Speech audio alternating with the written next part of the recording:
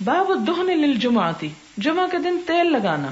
حدثنا آدم قال حدثنا ابن ابی ذئب عن سعید المقبری قال اخبرنی ابی عن ابن ودیعہ عن سلمان الفارسی قال قال النبی صلی اللہ علیہ وسلم، آپ صلی اللہ علیہ وسلم نے فرمایا، لا یغتسل رجل یوم الجمعۃ، نہیں غسل کرتا کوئی شخص جمعے کے دن، ویتطہر ما استطاع من طہر، اور پاک ہوتا ہے جو استطاعت رکھتا ہے پاک ہونے میں یعنی صفائی کرنے میں، ویدہن من دہنہ، اور تیل لگاتا ہے اپنے تیل میں سے، اور یمس من طیب بیتہ، یا خوشبو لگاتا ہے اپنے گھر کی خوشبو میں سے، ثم یخرج، پھر وہ نکلتا ہے، فلا یفرق بین اثنین، پھر نہیں وہ جدائی ڈالتا دو لوگوں کے درمیان، ثم یصلی، پھر وہ نماز پڑھتا ہے، ما کتب لہ، جو اس کے لیے قسمت میں ہو، ثم ینصت، اور پھر چپ رہتا ہے، اذا تکلم الامام، جب امام بول رہا ہوتا ہے، الا غفر لہ، یہ جو پہلے لا آیا نا اس کی نفی کر رہا ہے یہ الا، مگر یہ کہ اس کے لیے بخش دیے جاتے ہیں، ما بینہ و بین الجمعۃ الاخری، جو اس جمعے اور دوسرے جمعے کے درمیان گناہ ہو چکے ہوں. اب اس میں کیا کیا چیزیں پتہ چلتی ہیں کہ جمعے کا حق کیا کیا ہے. نمبر 1 غسل کرنا، نمبر 2 خوب صفائی کرنا اپنی، یعنی صرف غسل کی بات نہیں آئی بلکہ یتطہر ما استطاع من طہر، یعنی ڈیپ اپنی اچھی طرح صفائی کرنا، اور پھر ویدہن من دہنہ، یعنی تیل وغیرہ لگانا، جس سے ظاہر ہے کہ اس زمانے میں میک اپ کے لیے ایک تیل ہی جیسی چیز تھی، یا اپنے آپ کو مزید چمکانے کے لیے، جبکہ اب اور بھی چیزیں ایجاد ہو چکی ہیں. مراد اس میں یہ ہے کہ اپنے صفائی اور میک اپ وغیرہ کا خیال کرنا. او یمس من طیب بیتی، اپنے گھر والوں کی خوشبو میں سے کچھ لگانا. عموماً یہ ہوتا ہے کہ عورتیں ذرا خوشبو وغیرہ سمیٹ کے حفاظت سے رکھتی ہیں اور مردوں کو لگانے کے لیے انہی سے مانگنی پڑتی ہے، تو اس لیے کہا گیا من طیب بیتہ.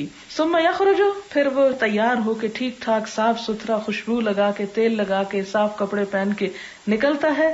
اور مسجد میں اب جا کے کچھ حقوق مسجد کے ہیں کہ جب جا کے بیٹھے تو دو بیٹھے ہوں کے بیچ میں نہ گھس کے بیٹھے. ہو سکتا ہے ان دونوں کی دوستی ہو، وہ دونوں ایک دوسرے کے پاس بیٹھنا پسند کرتے ہوں، لہٰذا ان کے اندر مت گھسے، یعنی ان کے درمیان جدائی نہ ڈالے.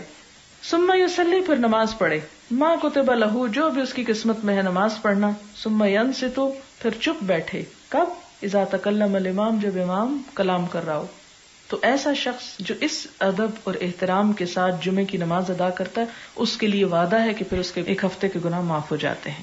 یعنی یہاں پر جمعے کا اہتمام جو ہے اس کی خاص طور پر تعلیم دی جا رہی ہے، اور عورتوں کو خوشبو وغیرہ بھی پاس رکھنے کی تعلیم ہے. حدثنا ابو الیمان قال اخبرنا شعیب عن الزہری قال طاؤوس قلت لابن عباس ذکروا ان النبی صلی اللہ علیہ وسلم قال اغتسلوا یوم الجمعۃ واغسلوا رؤوسکم، کہ جمعے کے دن نہاؤ اور اپنے سر بھی دھو، یعنی کوئی صرف نیچے نیچے کا حصہ نہا کے نہ آ جائے بلکہ سر بھی دھوئے. وَإِن لَمْ تَكُونُوا جُنُبًا، اگرچہ تم جنبی نہ ہو، کیونکہ عموماً انسان جنابت کی حالت میں سر دھونے کا اہتمام کرتا ہے، لیکن فرمایا کہ جمعے کے دن بھی سر دھو. اسی لیے پچھلی حدیث میں آیا کہ ایسا غسل کرے جیسے جنابت کے لیے کیا جاتا ہے. وَأَصِيبُوا مِنَ الطِّيبِ، اور خوشبو لگاؤ. قال ابن عباس اما الغسل فنعم اما الطیب فلا ادری. تو ابن عباس کہتے ہیں کہ غسل کا حکم تو ٹھیک ہے، لیکن طیب خوشبو اس کا نہیں مجھے معلوم کہ یہ بھی اسی درجے کا حکم ہے جیسے غسل کا، کہ اگر کسی کے پاس خوشبو ہے ہی نہیں بیچارے کے تب وہ تو گیا، تو نہیں اس کے اوپر وہ پابندی نہیں جتنی غسل، کیونکہ غسل تو پانی سے ہو جاتا ہے جبکہ خوشبو کے لیے پیسے بھی لگتے ہیں، تو اس میں دونوں کا حکم پھر ایک جیسا نہیں ہو سکتا کہ سب شاید افورڈ نہ کر سکے ایون خوشبودار صابن سے بھی نہانا. آپ دیکھ سکتے ہیں کہ اسلام میں کتنی وسعت ہے، اور اس چیز کا لحاظ رکھا گیا کہ لوگ اپنی حیثیت اور اپنی ضروریات کے مطابق بھی اپنے آپ کو صاف ستھرا رکھ سکتے ہیں. حدثنا ابراہیم ابن موسیٰ قال اخبرنا ہشام ان ابن جریج اخبرهم قال اخبرني ابراہیم ابن میسرہ عن طاؤوس عن ابن عباس رضی اللہ عنہما انه ذکر قول النبی صلی اللہ علیہ وسلم فی الغسل یوم الجمعہ فقلت لابن عباس ایمس طیبا، میں نے ابن عباس سے کہا کہ کیا خوشبو لگائے، او دہنن یا تیل، ان کان عند اہلہ، اگر اس کے گھر والوں کے پاس ہو. فقال لا اعلمہ، تو کہتے ہیں یہ مجھے معلوم نہیں. باب یلبس احسن ما یجد، پہنے عمدہ لباس جو وہ پاتا ہے، یعنی جمعے کے دن عام لباس سے بہتر لباس پہننے کی بات. حدثنا عبداللہ ابن یوسف قال اخبرنا مالک عن نافع عن عبداللہ ابن عمر ان عمر بن الخطاب رأى حلة سیراء عند باب المسجد. عمر بن خطاب نے مسجد کے دروازے کے پاس ایک ریشمی جوڑا بکتے ہوئے دیکھا. حلتن ایک جوڑا یا ایک ڈریس اوپر والا، سیراء ریشمی، عند باب المسجد مسجد کے دروازے کے پاس. فقال یا رسول اللہ، حضرت عمر کہتے ہیں اے اللہ کے رسول صلی اللہ علیہ وسلم لو اشتریت هذه، اگر آپ اس کو خرید لیں، فلبستها یوم الجمعہ، اور آپ اس کو جمعے کے دن پہنا کریں، وللوفد، اور جب وفد آتے ہیں آپ کے پاس مختلف ملکوں کے اس وقت پہنے، اذا قدموا علیک، جو آپ کے پاس آئیں، فقال رسول اللہ صلی اللہ علیہ وسلم، تو آپ نے فرمایا انما یلبس هذه من لا خلاق له فی الاخرہ، کہ اس قسم کے لباس تو وہ پہنتا ہے جس کا آخرت میں کوئی حصہ نہ ہو، یعنی اپنے لیے پسند نہیں کیا بہت قیمتی کپڑا. ثم جاءت رسول اللہ صلی اللہ علیہ وسلم منها حلل، پھر آپ صلی اللہ علیہ وسلم کے پاس ایسے جوڑے آئے، یعنی کسی بادشاہ نے بھجوائے ہوں گے یا کہیں سے بھی آئے. فآتا عمر بن الخطاب رضی اللہ عنہ منها حلتن، تو آپ نے عمر بن خطاب رضی اللہ تعالیٰ عنہ کو اس میں سے ایک ایسا ہی لباس دے دیا. فقال عمر کہاں چپ رہنے والے، کہنے لگے یا رسول اللہ، اے اللہ کے رسول صلی اللہ علیہ وسلم، کسوتنیھا، آپ مجھے تو اس کو پہنا رہے ہیں، وقد قلت فی حلۃ اتارد ما قلت، اور اتارد کے حلے کے بارے میں جو آپ نے کہا وہ معلوم ہے، اتارد اس شخص کا نام ہے جو وہ لباس بیچتا تھا. قال رسول اللہ صلی اللہ علیہ وسلم، آپ صلی اللہ علیہ وسلم نے فرمایا انی لم اکسو، کہا یہ میں نے تجھے اس لیے نہیں دیا لتلبسھا کہ تو خود پہن لے، یعنی یہ اس لیے دیا کہ جا کے اپنے گھر والوں کو دے دو یا کسی اور کو دے سکو تم، کیونکہ اب وہ چیز جو آتی تھی وہ آپ اپنے صحابہ میں تقسیم کر دیتے تھے. تو یہ کہ ان کے پوچھنے پہ آپ نے فرمایا کہ یہ تم خود تو نہ پہنو، میں نے تمہیں پہننے کو نہیں دیا، لیکن مراد یہ تھی کہ تم آگے جس کو جائز ہے پہننا، جیسے عورتیں وغیرہ ریشمی لباس، تو ان کو دے سکتے ہو. فکساها عمر بن الخطاب رضی اللہ عنہ اخن له بمکہ مشرکا، حضرت عمر بن خطاب نے وہ اپنا جوڑا جو تھا اپنے ایک بھائی کو بھیج دیا جو ابھی مکہ میں شرک کی حالت میں تھا. یعنی اس سے کیا پتہ چلتا ہے کہ ایسی چیز غیر مسلم لوگوں کو بطور تحفہ دی جا سکتی ہے جو بذات خود تو حرام نہ ہو لیکن اس کا استعمال مخصوص حالت میں حرام ہو. مثلا شراب آپ تحفے میں نہیں دے سکتے، لیکن ریشمی کپڑا جو ہے وہ مرد کے لیے حرام لیکن عورت کے لیے حلال ہے، تو فی ذات ہی وہ حرام چیز نہیں ہے، یعنی ریشم حرام خود تو نہیں ہے، اس کا استعمال مرد کے لیے حرام ہے. لہذا آپ نے اس کو خود نہیں پہنا بلکہ اپنے کسی غیر مسلم بھائی کو بھیج دیا، اور بھائی سے مراد حقیقی بھی ہو سکتا ہے اور بھائی سے مراد یعنی دوست بھی ہو سکتا، فرینڈ. تو اس سے کیا پتہ چلتا ہے کہ نان مسلمز کو آپ تحفہ دے سکتے ہیں. باب السواک یوم الجمعہ، جمعہ کے دن مسواک کرنا.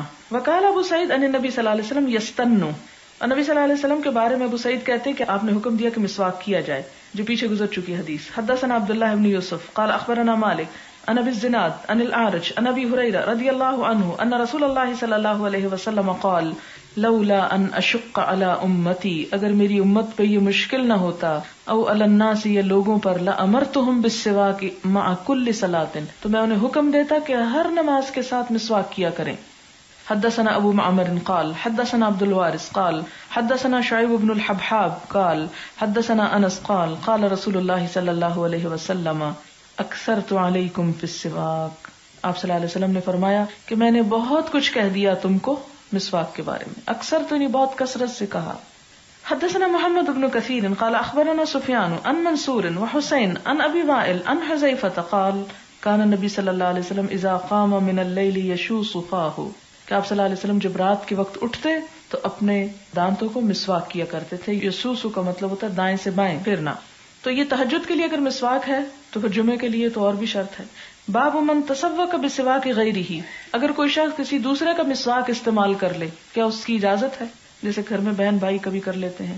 حدثنا اسماعیل قال حدثني سلیمان بن بلال قال قال هشام بن عروہ اخبرني ابی ان عائشہ رضی اللہ عنہا قالت دخل عبد الرحمن بن ابی بکر، داخل ہوئے عبد الرحمن بن ابی بکر، ومعه سواک، اور ان کے پاس مسواک تھی. یہ عبد الرحمن جو ہے یہ حضرت عائشہ کے بھائی ہیں، کہ وہ کمرے میں آئے اور ان کے ہاتھ میں مسواک پکڑی ہوئی تھی. یستن بھی، اور وہ مسواک کر بھی رہے تھے.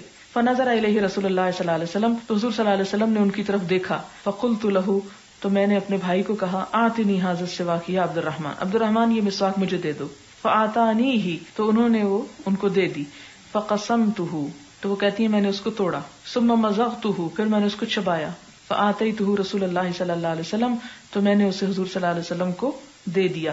فاستن بہ، آپ نے اس سے مسواک کیا. ومستند الی صدری، اور آپ میرے سینے کے ساتھ ٹیک لگائے ہوئے تھے. اس سے دو باتیں پتہ چلتی ہیں. ایک تو یہ ہے کہ حضرت عائشہ انتہائی ذہین تھی کہ صرف حضور صلی اللہ علیہ وسلم کی نظر مسواک پہ پڑنے سے پہچان گئی کہ آپ کا دل چاہ رہا ہے مسواک کرنے کو. اس کو کہتے ہیں کامن سینس، کہ انسان زبان سے بلوانے کی بجائے دوسرے کی نگاہوں کا پیغام سمجھے کہ کوئی کیا کہنا چاہ رہا ہے. اور جتنی زیادہ یہ چیز ڈیولپ ہو جاتی اتنے دوسرے کے ساتھ تعلقات جو ہیں وہ زیادہ خوشگوار ہو جاتے ہیں. اور یہ اس وقت آتا ہے کہ جب ایک دوسرے کو میاں بیوی سمجھنے کی کوشش کریں، اور یہ ازدواجی زندگی کو خوشگوار بناتی ہے یہ بات. پھر اس کے بعد آپ دیکھیں کہ دوسری بات کیا پتہ چلتی ہے کہ انہوں نے حضور صلی اللہ علیہ وسلم کو وہ دیا اور چبا کے دیا، کیونکہ آپ بیمار بھی تھے تو مسواک جو ہوتا ہے وہ سخت ہوتا ہے اور اس کو کرنے سے پہلے اس کے ریشوں کو نرم کرنا پڑتا ہے، جس سے یہ پتہ چلتا ہے کہ وہ جو جھوٹا والی بات ہے وہ اسلام میں نہیں ہے. اگر ویسے کسی کی طبعی اپنی کمزوری کی وجہ سے کسی کا جھوٹا نہیں لے سکتا تو نہ لے، لیکن عورت کا لعاب دہن جو ہے وہ مرد کے لیے ناپاک نہیں ہے، اسے استعمال کیا جا سکتا ہے. یعنی جیسے بیوی کا لعاب دہن جو ہے وہ شوہر کے لیے، کہ ایک اور جگہ پر آتا ہے کہ حضرت عائشہ نے ایک دفعہ بوٹی کھا کر رکھی تو حضور صلی اللہ علیہ وسلم نے اسی جگہ سے اس کو دوبارہ کھایا. تو اس سے بھی پتہ چلتا ہے کہ ان کے درمیان باہم کس قسم کے تعلقات تھے. پھر اسی طرح ایک اور بات یہاں سے یہ پتہ چلتی ہے کہ حضور صلی اللہ علیہ وسلم بیماری کی حالت میں حضرت عائشہ پر ٹیک لگائے ہوئے تھے اور ان کے بھائی اندر آتے ہیں تو حضور صلی اللہ علیہ وسلم اسی حالت میں لیٹے رہتے ہیں. یعنی اس سے کیا پتہ چلتا ہے کہ اگر شوہر اپنی بیوی کے ساتھ بیٹھا ہوا ہے تو دوسروں سے ڈرنے کی ضرورت ہے. ہمارے معاشرے میں تو یہ ہے کہ ایک جگہ پر کھانے کی بھی اجازت نہیں ہوتی میاں بیوی کو. عموماً اس چیز کا رواج ہے کہ اس کو بڑا معیوب سمجھا جاتا ہے، حالانکہ یہ ایک ایسا تعلق ہے کہ جس میں حیا کے وہ تقاضے نہیں کہ جو کسی اور جگہ پر ہو سکتے ہیں. اس لیے اس قسم کی چیزیں پیدا کر کے ایک مصنوعی ماحول پیدا کرنا اور یہ ظاہر کرنا بظاہر اجنبی نظر آنا کہ جی ہمارا تو آپس میں کوئی تعلق ہی نہیں ہے اور ہم تو ایک دوسرے کے لگتے ہی کچھ نہیں ہیں، تو یہ چیزیں جو ہیں یہ شاید اس لیے کہ عموماً ہمارے ہاں ساس یا نندے وغیرہ یا اور رشتے دار جیلس ہو جاتے ہیں تو پھر اس کو اوائڈ کرنے کے لیے کہ نظر نہ لگ جائے تعلقات کو، تو اس لیے شاید یہ ساری چیزیں کی جاتی ہیں. ہمارا آن دا ہول ایک معاشرے کا ٹرینڈ ہے. لیکن ہم دیکھتے ہیں کہ حضور صلی اللہ علیہ وسلم اور ازواج مطہرات اکٹھے پاس بھی بیٹھے ہوئے ہیں، اگر ایک دوسرے پہ ٹیک بھی لگائے ہوئے ہے تو اس کو معیوب نہیں سمجھا گیا. اور دوسری بات یہ تھی کہ خاص طور پر آپ صلی اللہ علیہ وسلم کی طبیعت بھی خراب تھی. ہمارے یہاں تو اگر بیمار بھی کوئی ہو تو شوہر کو پاس جانے کی اجازت نہیں، کہ اس کو مائنڈ کیا جاتا ہے کہ بس یہ تو بیوی کی خدمت کیے چلے جا رہا ہے. حالانکہ اسلام میں بیوی کی کیئر کرنا اور اس کا اظہار کرنا جو ہے یہ ایک پسندیدہ چیز ہے، ناپسند نہیں. ایسے جو رکاوٹیں ہم نے معاشرے کے اندر قائم کر رکھی ہیں کہ شوہر اور بیوی کسی کے سامنے بات ہی نہ کریں، اور بات کریں تو وہ برا منایا جاتا ہے یا اس کو بے حیائی سمجھا جاتا ہے، تو یہ بے حیائی میں نہیں آتا. ایک طبعی نیچرل جو ایک دائرے کے اندر یا حدود کے اندر رہ کے جو تعلق ہے دونوں کے درمیان، اسلام نے اسے نہیں روکا. یہ رکاوٹیں ہمارے معاشرے کی پیدا کردہ ہیں. یہ انہوں نے لکھ کے بھیجا کہ جدید تحقیق کے مطابق مسواک کے عرق میں ایسے کیمیکلز موجود ہیں جو اینٹی سیپٹک اور اینٹی کینسر ہوتے ہیں. اسی لیے آپ صلی اللہ علیہ وسلم نے بہت کثرت کے ساتھ اس کا ذکر فرمایا. باب ما یکرہ فی صلاۃ الفجر یوم الجمعہ، جمعہ کے دن صبح کی نماز میں کیا صورت پڑھی جائے. حدثنا ابو نعیم قال حدثنا سفیان عن سعد بن ابراہیم عن عبد الرحمن هو ابن ہرمز الاعرج عن ابی ہریرہ رضی اللہ عنہ قال کان النبی صلی اللہ علیہ وسلم یقرأ فی الفجر یوم الجمعۃ الف لام میم تنزیل، کہ حضور صلی اللہ علیہ وسلم جمعہ کے دن فجر کی نماز میں کیا پڑھتے تھے؟ الف لام میم سجدہ، تنزیل الکتاب من اللہ، یہ سورۃ سجدہ کی بات ہے. اور دوسری رکعت میں وَهَلْ أَتَىٰ عَلَى الْإِنسَانِ حِينٌ مِّنَ الدَّهْرِ لَمْ يَكُنْ شَيْئًا مَّذْكُورًا. آپ دیکھیں کہ ان صورتوں میں زمین کی تخلیق، انسان کی تخلیق اور قیامت وغیرہ کا ذکر ہے. اور ایک اور حدیث میں آتا ہے کہ یہ سب کچھ جمعہ کے دن ہوا، تو اس مناسبت سے شاید آپ ان صورتوں کا انتخاب کرتے تھے کہ انسان ان دنوں میں اس چیز کو دہرا لے، یاد کر لے.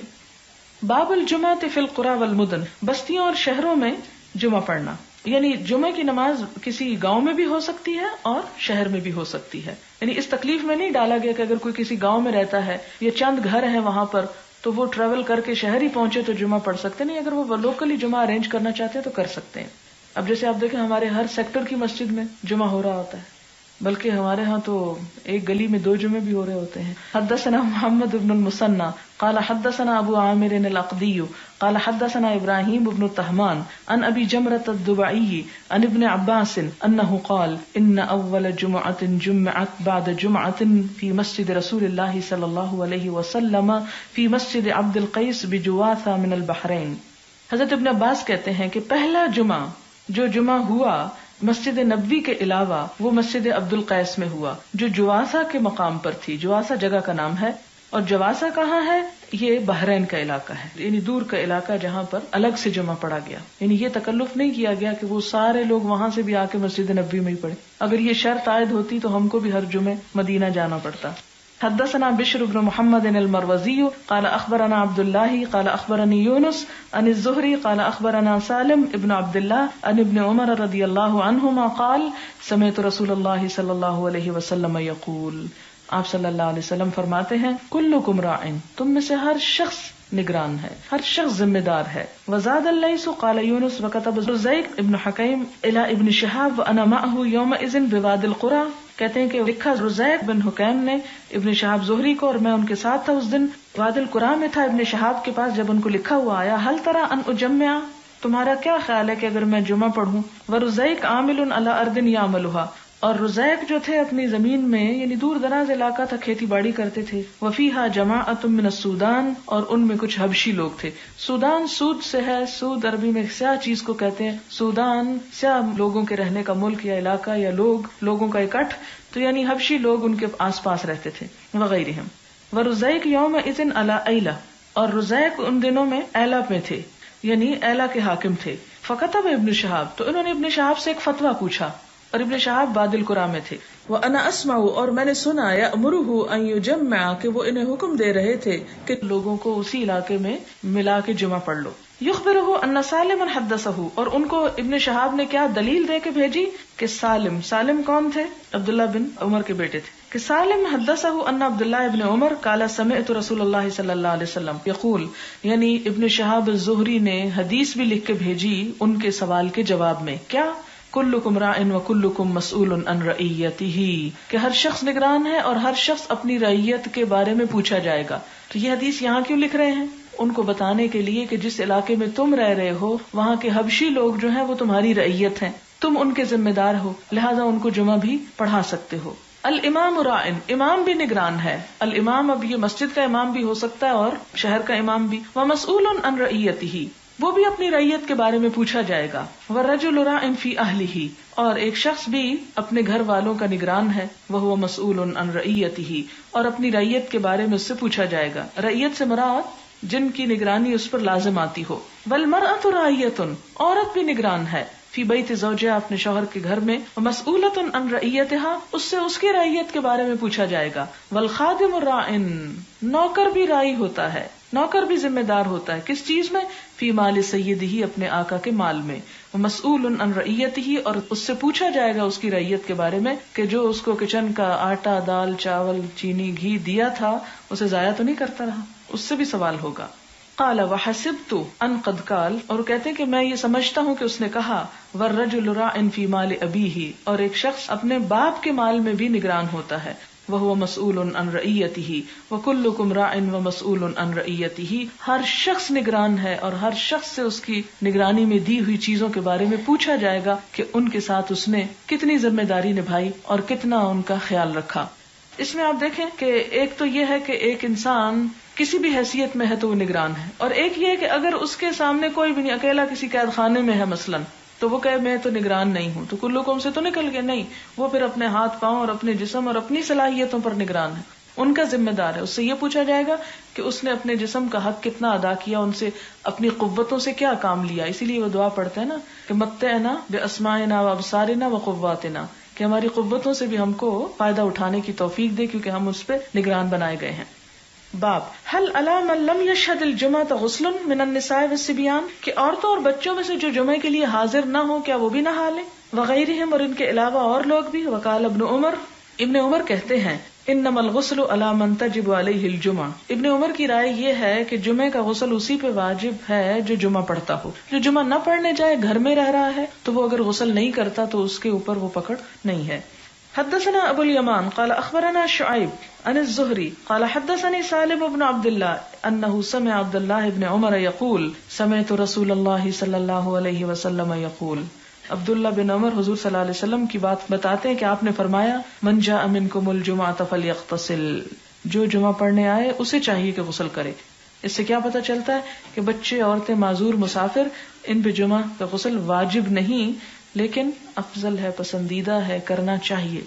حدثنا عبداللہ بن مسلمہ عن مالک عن صفوان بن سلیم عن عطاء بن یسار عن ابی سعید الخدری رضی اللہ عنہ ان رسول اللہ صلی اللہ علیہ وسلم قال غسل یوم الجمعة واجب على كل محتلم.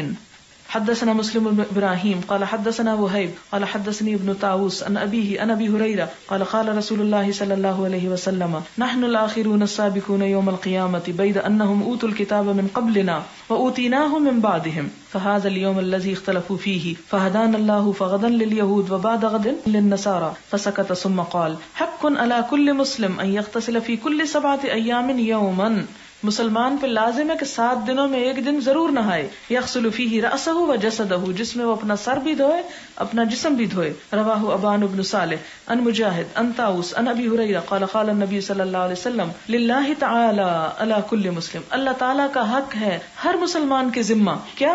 حق ان یغتسل فی کل 7 ایام یوما، کہ 7 دنوں میں ایک دن تو ضرور نہائے. تو اس سے کیا پتہ چلتا ہے کہ عورتیں بھی نہائیں، یعنی جمعے کے دن، خواہ انہوں نے جمعہ نہیں بھی پڑھنا.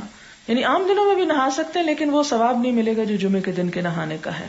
اب چھٹی نہیں تو کیا کریں. حدثنا عبداللہ ابن محمد حدثنا شبابہ حدثنا ورقاء عن عمرو بن دینار عن مجاہد عن ابن عمر عن النبی صلی اللہ علیہ وسلم قال اذنوا للنساء باللیل الى المساجد. آپ نے فرمایا عورتوں کو رات کے وقت بھی مسجد آنے کی اجازت دو. حدثنا یوسف ابن موسیٰ حدثنا ابو اسامہ حدثنا عبید اللہ ابن عمر عن نافع عن ابن عمر قال كانت امرأة لعمر تشهد صلاة الصبح والعشاء في الجماعة في المسجد. حضرت عمر کی ایک بیوی صبح اور عشاء کی نمازوں میں مسجد میں حاضر ہوتی تھی. فقیل لها لم تخرجین، اس سے کہا گیا تم کیوں جاتی ہو. وقد تعلمین، حالانکہ تجھے پتا ہے، ان عمر یکرہ ذالک، کہ عمر اس کو ناپسند کرتے ہیں، ویغار، اور غیرت کھاتے ہیں. قالت، کہنے لگی، وما یمنعہ ان ینہانی، اور ان کو کس نے روکا ہے کہ مجھے روکیں، وہ پھر مجھے روکتے کیوں نہیں، روک لیں مجھے. قال یمنعہ قول رسول اللہ صلی اللہ علیہ وسلم، انہوں نے کہا کہ انہیں حضور صلی اللہ علیہ وسلم کا فرمان روکتا ہے کہ آپ نے چونکہ منع کیا ہے مردوں کو اس لیے وہ منع نہیں کر سکتے. کیا فرمان ہے آپ کا؟ لا تمنعوا اماء اللہ مساجد اللہ، اللہ کی بندیوں کو اللہ کی مسجدوں میں حاضر ہونے سے مت روکو. اور اسی پر قیاس کر سکتے ہیں علم کے لیے نکلنا، اور خاص طور پر دین کے علم کے لیے، اور عبادت بھی اس میں شامل ہو جاتی ہے. اس لیے بہت سے عورتیں پوچھتی ہیں ہمارے شوہر اجازت نہیں دیتے، ہماری ساس اجازت نہیں دیتی کہ ہم پڑھنے کو نکلیں، تو کیا اگر ہم پھر بھی نکل آتے ہیں تو گناہگار ہیں؟ گناہگار نہیں ہیں. ہاں، کوشش کریں طریقے سے انہیں منا بھی لیں ساتھ. اور یہاں حضرت عمر کا کیا پتہ چلتا ہے؟ غیرت، غصہ، خاندانی وجاہت، رسم و رواج سب اپنی جگہ، لیکن اللہ کے رسول صلی اللہ علیہ وسلم کی بات اپنی جگہ. یعنی اندر سے کھول رہے ہیں، روکتے نہیں ہیں بیوی کو. کیوں نہیں روکتے؟ کہ اللہ کے رسول صلی اللہ علیہ وسلم نے منع کیا ہے. یہ ہے اصل ایمان. باب الرخصت، رخصت ان لم يحضر الجمعۃ فی المطر، اگر کوئی بارش کی وجہ سے جمعے میں نہ جائے، یعنی اس چیز کی اجازت ہے. حدثنا مسدد قال حدثنا اسماعیل قال اخبرني عبد الحمید صاحب الزیادی قال حدثنا عبد الله بن الحارث ابن عم محمد بن سیرین قال ابن عباس لمؤذنه في يوم مطیر. ابن عباس نے اپنے مؤذن کو بارش کے دن میں کہا، اذا قلت اشہد ان محمد رسول اللہ، جب تم یہ کہہ چکو کیا اشہد ان محمد رسول اللہ، فلا تقل حی علی الصلاۃ، تو حی علی الصلاۃ مت کہنا، قل صلوا فی بیوتکم، کہنا کہ اپنے گھروں میں نماز پڑھو. فکأن الناس استنکروا، تو گویا لوگوں نے اس کو ناپسند کیا، تعجب ہوا ان کو. قال فعلہ من هو خیر منی، تو انہوں نے کہا کہ یہ بات اس شخص نے بھی کی تھی جو مجھ سے زیادہ اچھے تھے. ان الجمعۃ عظمۃ، کہ جمعہ تو فرض ہے، وانی کرہت ان اخرجکم، لیکن مجھے ناپسند ہوا کہ میں تمہیں گھروں سے نکالوں. فتمشون فی الطین والدحض، کہ تم نکلو مٹی میں اور کیچڑ میں، پھسلنے میں. دحض کا مطلب ہوتا ہے پھسلنا، یعنی پھسلن میں نکل کے پھسل کے گرو. اس سے بہتر ہے کہ گھر میں ہی نماز پڑھ لو.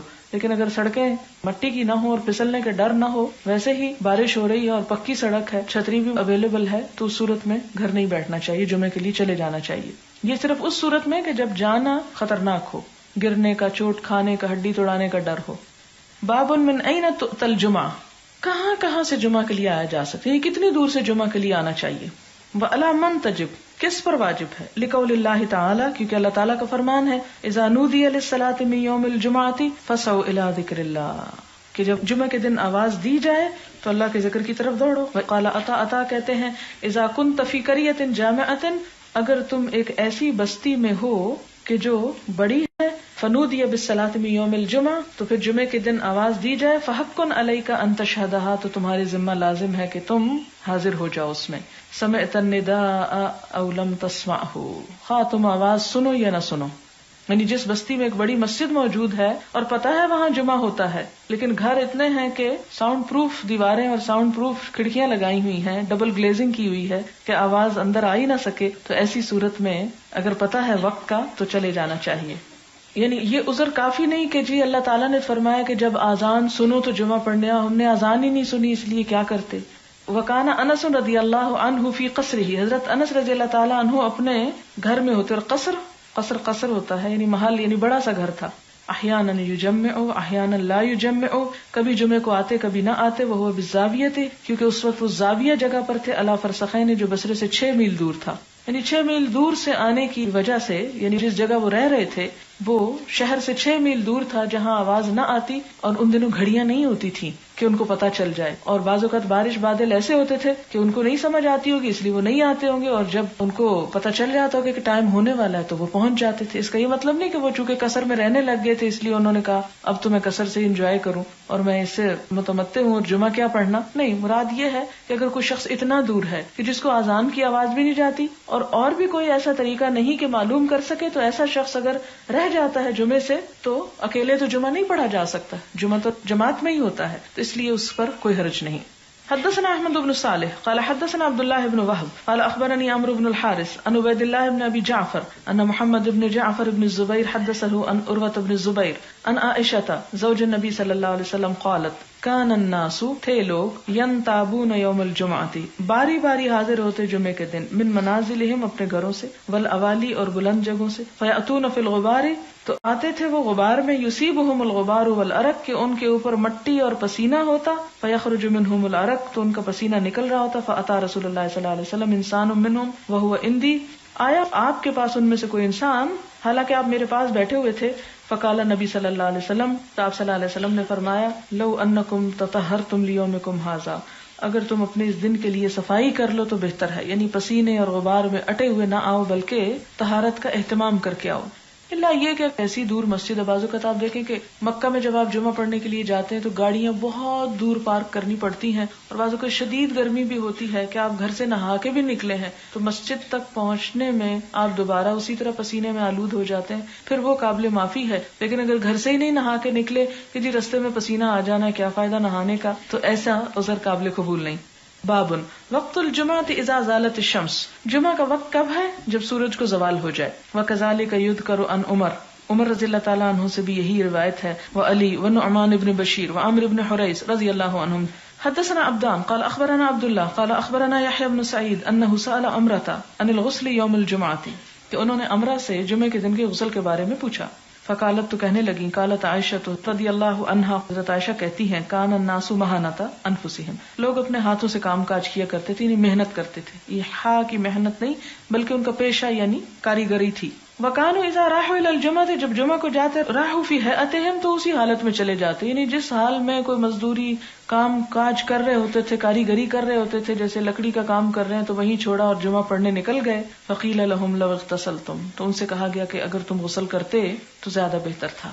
یعنی انسان کو اپنا کام چھوڑ کے ویسے ہی منہ اٹھا کے نہیں چل پڑنا چاہیے جمعہ پڑھنے کو، بلکہ اہتمام کے ساتھ، تیاری کے ساتھ جانا چاہیے. حدثنا سریج بن النعمان قال حدثنا فلیح بن سلیمان عن عثمان ابن عبد الرحمن ابن عثمان التیمی عن انس بن مالک رضی اللہ عنہ ان النبی صلی اللہ علیہ وسلم کان یصلی الجمعہ حین تمیل الشمس، آپ صلی اللہ علیہ وسلم اس وقت جمعہ پڑھتے تھے جب سورج ڈھلتا ہی تھا، یعنی فوراً جلدی پڑھ لیتے تھے.